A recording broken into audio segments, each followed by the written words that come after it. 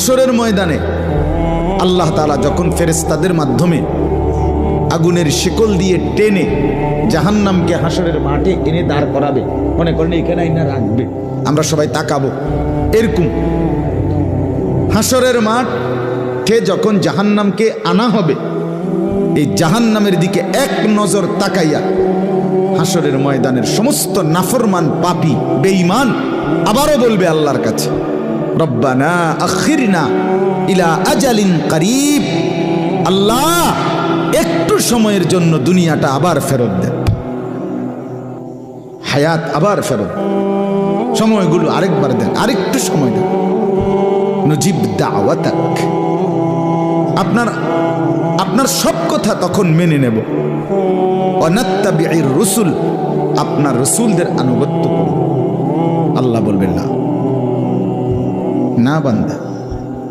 এখান থেকে কাউকে আর ফেরত দেব